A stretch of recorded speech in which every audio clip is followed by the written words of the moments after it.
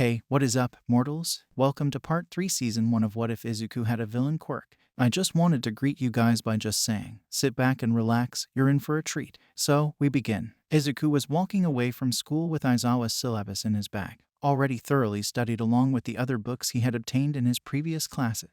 He let out a breath and smiled at the sky when the sound of his name being called reached his ear. He turned to see the Ravenet girl who figured out the true point of the test. Oh, hey, your name's Yaoyorozu, right? His guess was proven correct as the young woman answers with a nod. She slows to a pace matching the shorter male next to her. I heard that you were recommended to the academy. I was wondering who did so. She smiles sheepishly as she continues not to be rude, but despite having a very intriguing quirk, you don't seem to be from a wealthy or influential family or have any meaningful connections. He quickly dismisses her apology, not truly minding the question. The boy still felt a feeling of panic settling deep within him. Midnight had never told him whether or not he was allowed to share the training she had given him. He gulps and quickly comes up with a rather unbelievable story, making the calm girl in front of him raise an eyebrow in question. He lets his head droop down in submission, knowing he couldn't fool the all-too observant classmate of his.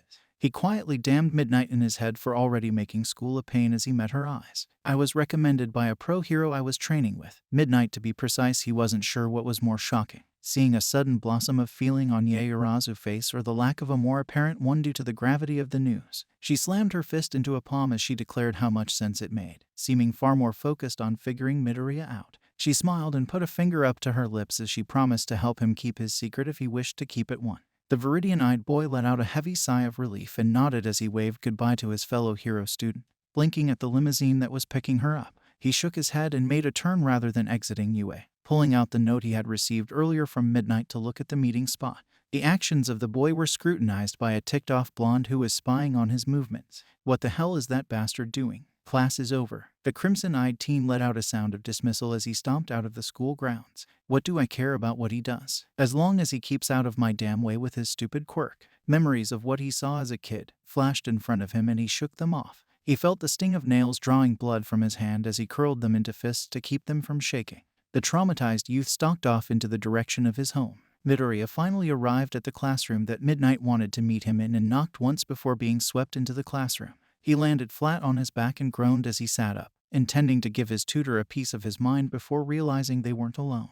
The teen's eyes seemingly turned to emeralds with how they glittered upon realizing he was in a room with several pro heroes. The rated R hero quickly grabbed her pupil's shoulder before he could bombard her coworkers with questions, analyses of their quirk, and the like. It's good to see you again, Zuko. My friends here. She turns and gestures at the heroes around her. Have been pestering me about meeting my mystery student for a while now, so I decided to introduce you. The woman quickly ushered the shorter person into the crowd of heroes, upon which he quickly bows in front of them. When he received thanks for some of the information he shared with the heroes, causing his previous smile to bloom into an almost creepy grin. Eventually Midnight dragged the boy away to send him home, pulling him into a sideways hug. I'm so proud of you, kid. I heard from Aizawa that you used your quirk around the other students. She smiled as she released the boy from her grip. You may have hesitated, but it's a huge step in the direction you need to go in. She then slaps his back abruptly, motioning for him to go back as she waves goodbye. Needless to say, the Juniperette was smiles and sunshine for the rest of that evening, the positivity spreading to his mother as well. Even when morning came, he still saw through rose-colored glasses as he prepared for day 2 of his hero course. Upon arrival at the Grand Academy, he went through the more school-oriented classes required of the students. First was English with Present Mike, in which the optimistic male was the only one engaged in the class. The day was mainly a blur of other heroes until lunch came, where Izuku began fawning over lunch rush as Momo complimented his cooking. At last it was time for the hero training segment of the day, and the harlequin-eyed youth was extremely eager to begin. The door slid open and a booming voice called out to the whole class, "I am here." The well-known catchphrase turned heads and caused gasps to echo and eyes to shimmer as All Might stepped into the room. The juniper-haired youngling near the back smiled to himself, finding out about the number 1 hero's job at the school last night when he met with Midnight. The sizable hero stepped up to the podium and began to hype the class up for their first hero training lesson before revealing hidden compartments in the wall that held numbered suitcases. He declared them as the hero outfits of which they had designed themselves prior to the beginning of school. Class 1 all eagerly reached for them and split up to change into their costumes. The students meet back at a life-size model of a cityscape, the location that they took their entrance exams in. Several students were admiring their costumes as a certain Greenette finally joined them. He was wearing a lab coat with loose sleeves, perfect for hiding his mutation while allowing it to flow, and a padded undershirt and plated slacks. On the sides of the pants were 2 tanks that were attached to the sides of them. Each one was connected to a small tube that was plugged into a wristlet around the opening in which Izuku's quirk was emitted though. As a last touch, goggles sat upon his head that would allow him to see through his toxin if he ended up in a situation where he'd fill up an area with it. In all honesty, the boy had designed everything separately and did not think the end result, combined with his messy, juniper locks, would make him look like a mad scientist. He spotted Momo and called her over, face turning a deep red as he saw how revealing, to be stated simply, her outfit was. Ah, Midoriya, what an intriguing design for an outfit. You look just like a mad scientist. She smiles as she clasps her hands together. A grin takes over her friend's face as he chuckles bashfully. He admitted he wasn't exactly going for that look but was happy to try out the special features the support course heroes added. All Might called their attention to him and proceeded to explain what they were doing in the city, a hero versus villain battle. The students would draw lots and form pairs before being further separated into villain and hero teams in which they would battle each other. The villains were in possession of a nuclear device in which they had to protect from the heroes, and if they captured said heroes, they won. If the heroes reached the device or captured the villains, they would win. Their instructor pulled out a box of names and had each of them draw to ensure teams were completely random, teaching them the necessity of being versatile when working with another hero. They had been paired up with Momo, who gave him a thumbs up which he happily returned before it dropped from his face as the symbol of peace announced who he would be facing. He turned to face Team D, which consisted of Ida and Bakugo, the latter person mentioned glaring directly at the harlequin-eyed boy who averts his gaze. Young Bakugo and Ida, you will be the villains in this exercise. In order for you to win this exercise, you must channel the mind of a villain. If things start to get out of hand, I shall interfere. He gives them a thumbs up as they step into the building. The explosive tempered blonde shooting a vicious look at his old childhood friend. Midoriya gulps as his teammate asks what the cause of the tension between the two of them was. I manifested my quirk when he was about to attack me. What happened after wasn't pretty. An awkward silence ensued as Toshinori quickly ushered the other students to the monitor room. A voice booms somewhere in the landscape, commencing the faux battle. The duo outside of the building cautiously enter as one of the members of the villain team charges downstairs, calling for his teammate to watch the bomb. Time to finally get back at Deku for what he did. The teacher's always stopped me before, but not here. He sprints down the stairs and wildly searches for that mop of swamp green hair. The nerd messed me up in the head. I'll never forgive that. He spots it moving along the twists and turns of the building and demands for them to stop. They span around, and the juniper-haired male gulps at the determination and hate in his eyes. He turns and quickly ushers his teammate to continue, assuring her he'd try to follow her as soon as possible. Bakugo's eye twitches as he screams and lunges at the boy. Don't you dare underestimate me, Deku. You need all the help you can get when you're fighting me. The red of the teen's eyes seems to glow like a roaring flame as he lets loose several large explosions at his fellow classmate. The other was immediately forced on defense but did not use his quirk, puzzling those who were watching. This did not bode well for him as it made his opponent even more furious at him. The attacks grew in force, heat, and, frankly, lethality. As a powerful combustion nearly blew half his face off, the boy had to make and move and span in place while releasing fear toxin all around him, the contained space not allowing the vapor to diffuse as easily. He lowers his goggles to see where his faux villain acquaintance went. Midoriya was shocked to see he had stopped all attacks and was shaking ever so slightly as he stared at the cloud of green gas. The explosive blonde shakes his head and yells out no before letting loose a blast that knocked the goggled youngling back and sent his gas all around the hallway. I'm done playing around. You see these gauntlets I have here? He gestures the large, grenade-like objects on his arms. They've been collecting my sweat this entire time, and it's time to let it all out. Izuku's face paled to extremes as a light began to gather at the ends of the gauntlet and the room noticeably heated up. All Might quickly tried to intervene before young Bakugo could kill his adversary. The boy quickly turned around and used his quirk to propel himself away just as a deafening boom echoed from behind him, the force knocking him off center and spinning into a nearby wall as he made his escape. A buzzer echoes around them as the number 1 pro announced the exercise was over and that the heroes had won.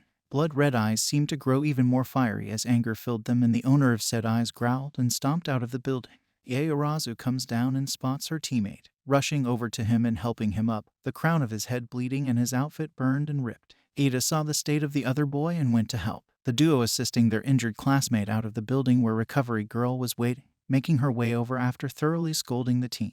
She puckered up and kissed the bloody head of the injured student, wiping her lips as the wounds healed themselves and the boy's troubled expression of unconsciousness faded to a tired visage. He'll be alright, but he'll most likely be out for the next hour. Take care of him, dear. She reached with her cane and patted Momo's shoulder before their blonde instructor came up to lead them to the monitor area to see the next teams. The next teams were impressive, but none held the intensity that the first ones did, until Todoroki and Shaoji. Yells of surprise and awe jolted the unconscious Greenette awake to see an ocean of ice spread across a building. A heterochromatic male standing at the bottom before making his way up and touching the bomb. He and his teammate stared in shock, both analyzing the attack, trying to determine just how strong their schoolmate was. The last battles didn't even come close to exciting the people behind the computers as much as that one. Finally, the training came to a close and All Might gave out praise and criticisms to all of his pupils before sending them off. As soon as they were changed, Momo and Izuku searched for Todoroki, eager to congratulate him on such an amazing performance in the training.